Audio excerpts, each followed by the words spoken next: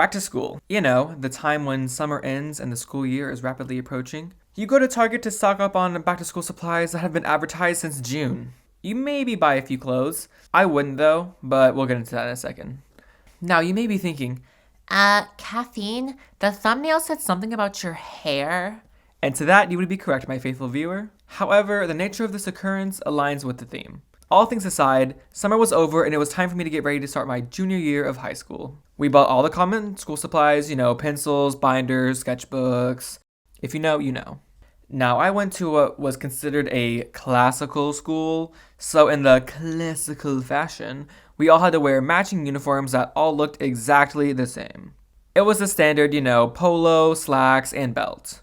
Now, every kid wanted to make a good impression on the first day, because, it's a fresh start for yourself. And maybe if you just look good on your first day, the popular kids would finally talk to you this year and let you sit with them at lunch and play at recess and sit with them. But in all seriousness, with this uniform rule, there wasn't a lot you could do to make an iconic first day look. So myself, like many others, decided one of the great ways to look good on your first day of school is to get a crisp, fresh haircut. Now, my dad had been cutting my hair for years, okay? He had all the supplies, he was well trained, and he did the job fairly quickly and really well, so I didn't really have any reason for him not to do it. Little did I know this would be my downfall. I go to get my hair cut from my dad, I sit down, and my dad begins the cutting process. Now, at the beginning, everything was fine. He was trimming my hair, and I had no reason to doubt his ability. However, when he went to cut the back of my hair, he changed to a different razor head. Now, what neither of us knew is that he didn't put the razor head in all the way so it didn't click and lock in place. So as he reached up and made the movement to trim the back of my head, it happened. The razor head fell off, but it was too late. My dad was already in the upward motion, and before he could act, the damage had already been done. My dad had clean buzzed a patch of my hair on the back of my head.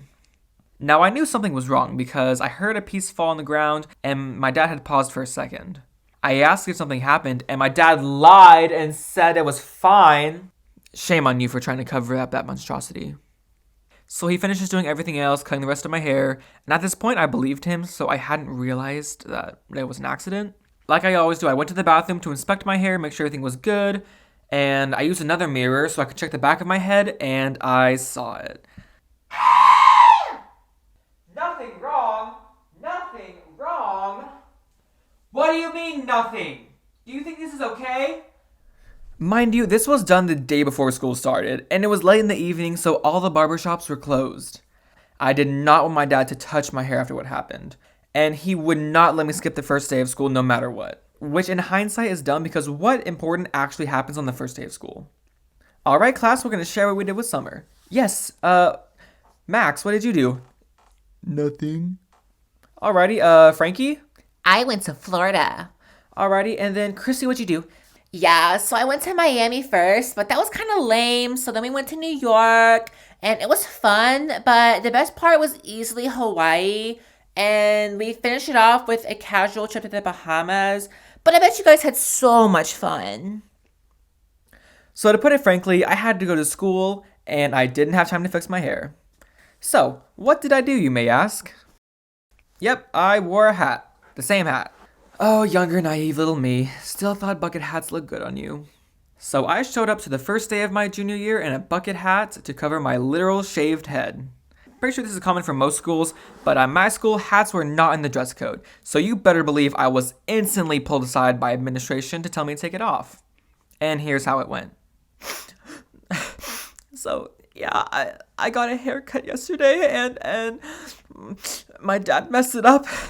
And now I have this horrible shaved part of my hair, and I don't want anyone to see it. I'm sorry. Oh, that's okay. You can wear a hat today. Oh, really? Bye. So I wore that hat throughout the day, and naturally it got everyone's attention because it was out of dress code. So just about anyone and everyone stopped me asking about what had happened. Why do you get to wear a hat and I don't? And at first I was bashful, but then I told them, and it was kind of funny in the end. And right after school, as soon as the bell rang, I went to a barbershop to go get it fixed after my dad had ruined it and lied to me. Just kidding, you tried your best. I know. So I sat down, I told the woman my issue, and she was very nice, and she helped me fix it up. We went with a short fade kind of style to match, the buzzed part of my head. And I got my hair fixed, and I rocked that same faded style for, I guess, till about now. Now I'm telling myself this mullet thing looks good, so we'll see how this ages.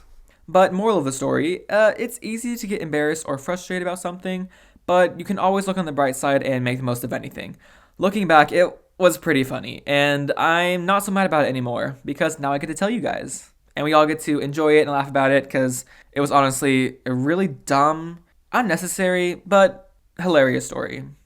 So with that, I'm going to wrap this up. Thank you so much for staying all the way to the end, and as always, or since the last upload, stay caffeinated and have a wonderful day.